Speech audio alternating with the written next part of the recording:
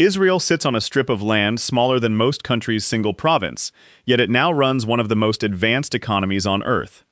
Over the course of its long economic history, that land has been taxed by Assyrians, looted by Babylonians, administered by Persians, commercialized by Greeks, industrialized by Romans, marginalized by the Ottomans, developed by the British, and finally transformed into a global tech powerhouse by the modern Israeli state. Long before Israel existed as a country, in the ancient world, this region was simply a trade corridor. Canaan sat at the crossroads of Egypt, Mesopotamia, and the Mediterranean, and its economy ran on exactly that: movement, caravans hauling goods between empires, coastal ports trading olive oil and timber, local city-states collecting tolls on whatever passed through. Over time, a new identity emerged in the highlands, a people who became known as the Israelites.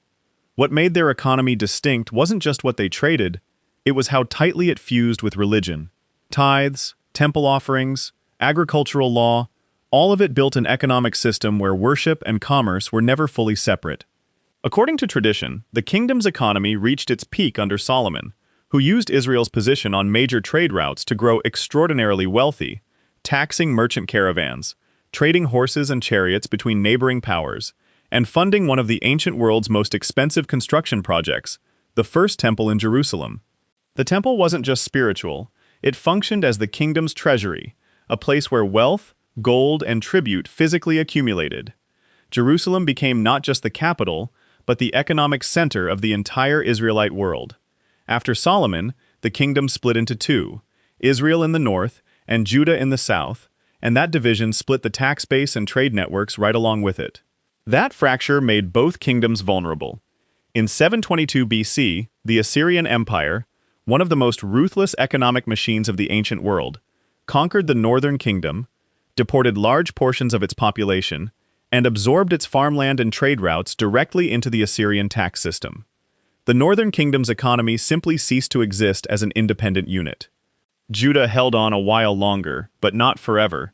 In 586 BC, Babylon conquered Jerusalem, destroyed the temple treasury along with the temple itself, and marched much of the working population into exile. For most ancient economies, losing your capital, your treasury, and your labor force all at once meant total collapse. But the story doesn't end there. In exile, something unexpected happened. Jewish communities built new economic networks entirely from scratch. Scribes, merchants, craftsmen, all organizing around portable wealth and trade relationships that didn't depend on controlling a single piece of land, an adaptation that would matter enormously centuries later. Then came Persia, and with Persian rule came a partial economic restoration. Some Jews returned to Jerusalem. The Second Temple was rebuilt, and local commerce resumed, though always as a small tributary economy inside a much larger imperial tax structure. After Persia came the Greeks, and Alexander's conquest plugged the region directly into a vast new Mediterranean trading network: Greek coinage, Greek trade language, Greek economic institutions. Many Jews resisted the cultural and economic pressure that came with it, and that resistance eventually produced a brief window of genuine self-rule and independent taxation under the Hasmonean kingdom. But a bigger empire was always coming. Rome entered in the 1st century BC, and Judea became just another provincial tax base feeding the imperial machine, its agricultural output and trade revenue extracted through Roman administrators. Roman taxation was heavy, and combined with religious and political tension, it fueled repeated unrest. In 66 AD, a major revolt broke out, and Rome answered with the kind of overwhelming force empires use to protect tax revenue, not just spiritual pride. In 70 AD, Roman legions destroyed Jerusalem and burned the Second Temple, wiping out the region's economic and religious center in a single campaign. Without the temple treasury, Jewish economic life had to reorganize completely, shifting toward portable wealth, trade skills, and community-based lending networks that could travel with the people themselves. That shift, forced by catastrophe, quietly built the economic template diaspora Jewish communities would rely on for the next 18 centuries. For nearly 2,000 years afterward, this land itself stayed economically marginal, valuable for its religious symbolism far more than its commercial output. Byzantine rule brought Christian pilgrimage revenue and church construction, The 7th century Arab conquest folded the region into a much larger Islamic trading world, stretching from Spain to Central Asia. Crusader rule in 1099 briefly injected European capital and trade ambitions into the region before collapsing by 1291. Then, in 1517, the Ottoman Empire absorbed the land for roughly 400 years, and for most of that period, it functioned as an unremarkable rural province, taxed from Constantinople, generating modest agricultural revenue, never once operating as its own economic unit. That began to change in the 19th century, and this is where the real economic story accelerates. Across Europe, Jews had faced centuries of discrimination that frequently included economic restriction, barred from owning land, barred from many trades, confined to narrow economic roles that made them convenient scapegoats during every crisis. Out of that pressure came Zionism, a movement demanding not just political self-determination, but economic self-sufficiency, the ability to farm, build, and trade without depending on the goodwill of hostile host economies. Beginning in the late 1800s, Jewish immigrants started buying land in Ottoman Palestine, and what they built wasn't just farms, it was an entirely new economic model. Cooperative agricultural settlements called kibbutzim, pooling labor and resources collectively, creating an economy essentially from bare soil. There was a serious problem baked into that growth from the start. The land was already inhabited, and Palestinian Arabs had their own farms, markets, and trade networks built over centuries.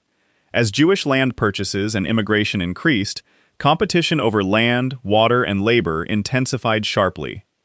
This wasn't just a religious dispute anymore, it was two economic systems competing for the exact same limited resources. Then World War I reshaped everything. The Ottoman economic system collapsed, and Britain took administrative control under a League of Nations mandate. British rule brought real infrastructure investment, roads, ports, electricity grids, but also deepened the economic rift, as Jewish and Arab communities increasingly built parallel, separate economic institutions, rather than a shared one.